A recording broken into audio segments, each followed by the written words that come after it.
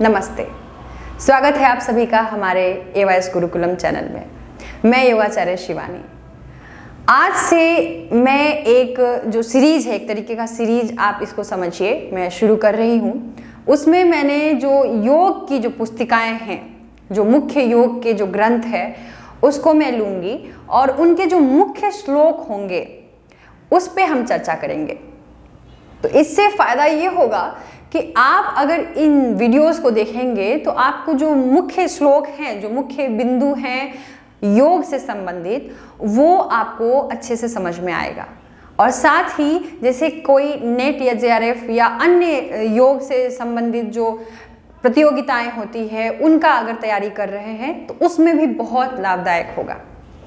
तो इन वीडियोस को, आने वाली जो भी वीडियोस हैं वो भी आप हमसे जुड़े रहिए और इन वीडियोस को ज़रूर देखिए। अगर हमारे चैनल को सब्सक्राइब नहीं किया है तो उसको भी कर लीजिए। आने वाले बहुत सारे वीडियोस में हम बहुत सारे टॉपिक पे बात करने वाले हैं। और साथ ही अगर आपके मन में कोई प्रश्न हो या कोई सुझाव हो तो उसको ज़रूर कमेंट करिएगा। जो भी डिस्क्रिप्शन बॉक्स में जो भी हमारे वीडियो, जो पुराने वीडियोस हैं या आने वाले जो भी वीडियोस होंगे, उनके बारे में भी डिटेल्स आपको मिल जाएगा। अगर हमसे संपर्क करना चाहेंगे या हमारी योग कक्षाओं में आप आना चाहेंगे, अगर हमारी योग कक्षाओं में ऑनलाइन या ऑफलाइन, तो उसके लिए भी संपर्क सूत्र दिया गया है डिस्क्रिप्शन बॉक्स में। तो चलिए आगे बढ़ते हैं इस वीडियो में। आज मैं जो ग्रंथ मैंने जो लिया है, सबसे पहला ग्रंथ लिया है वो हठ योग पे आधारित ग्रंथ है। हठ योग का सबसे मुख्य ग्रंथ हठ योग प्रदीपिका पुस्तक आज लिया है, वो स्वात्माराम जी द्वारा कृत है और ये कैबल्य धाम से प्रेषित है। इसका हिंदी संस्करण किया है स्वामी दिगंबर जी और डॉक्टर पीताम्बर झा जी द्वारा। तो मैंने ये पुस्तक लिया है, इसके अंदर ही जो श्लोक है उसका चर्चा हम करेंगे। तो इसका जो मैं अब आपको श्लोक बताने वाली हूँ, जिस श्लोक का आज हम अध्ययन करने वाले हैं, मतलब उस पर चर्चा करने वाले हैं, वो है पहले अध्याय का 12वां श्लोक। तो इसमें जो मैं पहले बता दूं कि इस श्लोक में बताया गया है कि एक हठ योगी को किस तरीके के स्थान पे करना चाहिए शुरू अपने हठ योग के अभ्यास को। तो वैसे तो ये पुस्तक, ये ग्रंथ जब लिखा गया था तो बहुत ही वो सात्विक समय था, वो सतयुग का समय था। तो उस वक्त का समय बहुत ही शुद्ध था और उसी के अनुसार ये ग्रंथ लिखा गया है। तो इसको कैसे हम अभी जीवन में, व्यवहारिक जीवन में, अभी के जीवन में इसको लागू कर सकते हैं, उसके बारे में भी मैं चर्चा करके आपसे बताऊंगी। तो सबसे पहले हम देखते हैं श्लोक को। इसमें लिखा है, सुराज्ये धार्मिके देशे सुभिक्षे निरुपद्रवे धनु प्रमाण पर्यंतम शिलाग्नि जल विवर्जिते एकांते मठिका मध्ये स्थातव्यम हठ योगिना। तो इसको एक एक करके शब्दों से हम समझेंगे।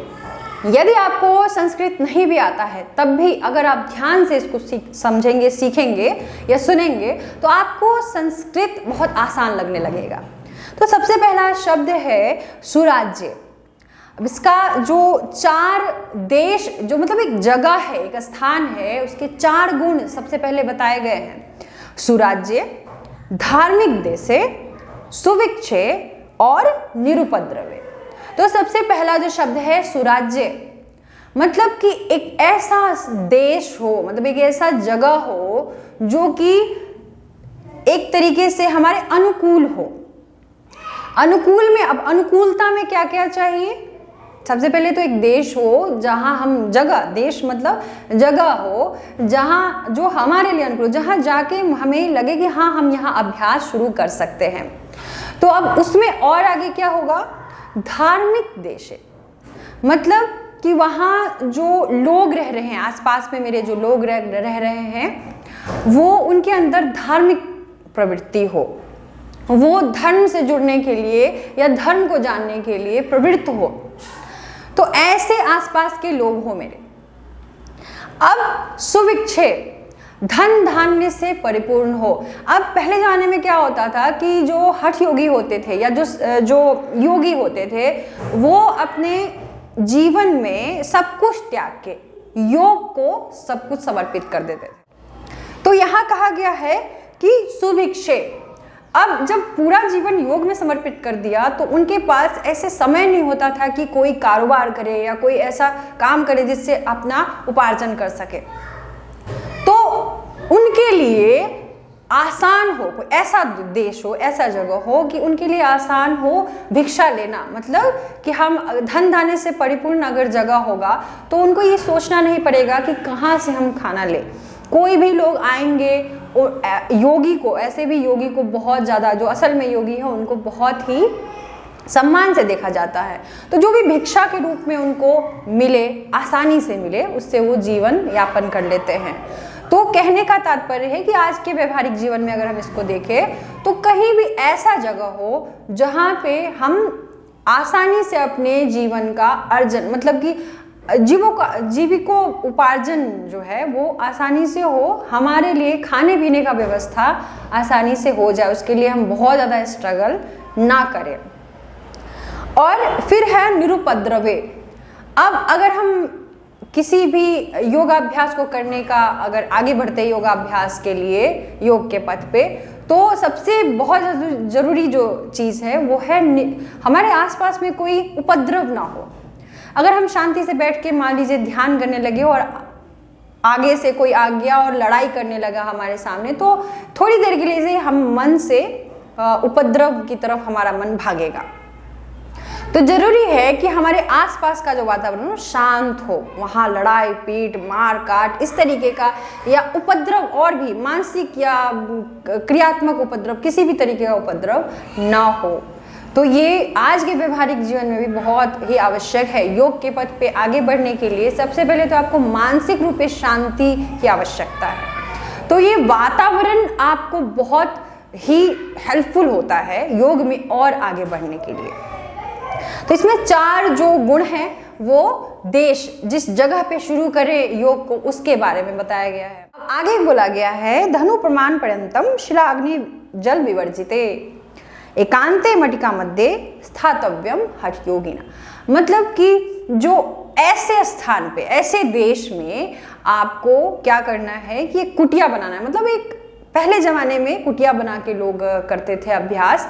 अब क्या करना है कि उस स्थान पे, उस जगह पे एक स्थान ऐसा ढूंढना है या बनाना है अपने लिए, जहाँ पे 4 हाथ के जो मेजरमेंट है, मतलब 4 हाथ की दूरी तक कोई पत्थर ना हो, कम से कम उतनी दूरी तक कोई पत्थर, अग्नि या जल ना हो। इससे क्या होगा, अगर जल होगा तो हम अभ्यास कर रहे हैं और अचानक से हमारे आसपास पानी जमा हो गया तो उससे भी हम अभ्यास को सही से नहीं कर पाएंगे।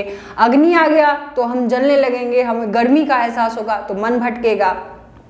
पत्थर वगैरह है, मान लीजिए कि आप चल रहे हैं या फिर मान लीजिए कि वो पत्थर अगल बगल में है और गिर गया आपके ऊपर, या किसी भी तरीके का चोट लगने का जो डर है, भय है, तो उस तरीके का मन में चलता रहेगा कि कहीं वो पत्थर से हम टकरा ना जाए। या फिर मान लीजिए आप अभ्यास करते करते शुरू में नींद बहुत आती है तो आप गिर गए तो ये भी डर रहेगा कि चोट ना लग जाए। इस तरीके का कुछ जो है वो भय अंदर बना ना रहे, इसलिए जल, अग्नि, पत्थर आदि, अब यहाँ सिर्फ पत्थर ही नहीं, कोई भी ठोस ऐसा जो पदार्थ है वो आसपास ना हो, तो ऐसा कहा गया है।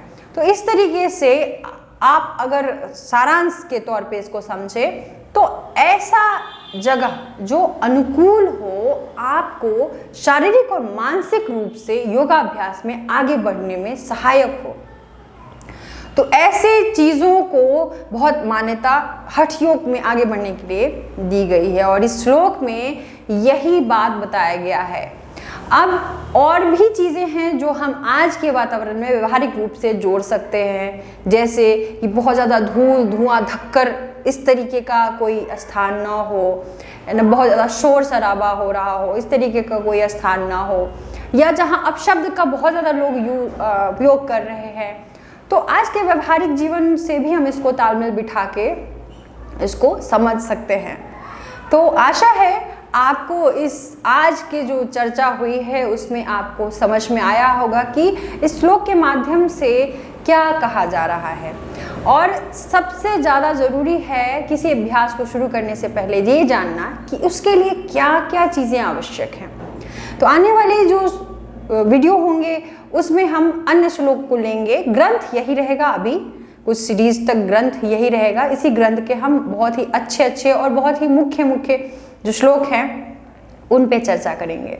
तो आशा है आपको ये वीडियो पसंद आई होगी। इसे आपस में शेयर कीजिए, अपने दोस्तों अपने परिवारजनों में शेयर कीजिए। जरूरी नहीं कि आप योग के स्टूडेंट हो तभी इस चीज़ को समझे, इस वीडियो को देखें। आप अगर सामान्य व्यक्ति भी हैं तो उसको जरूर समझिए, क्योंकि योग जीवन जीने की कला है। ये सिर्फ किसी विद्यार्थी या सिर्फ योगी के लिए नहीं है, ये सभी लोगों के लिए है।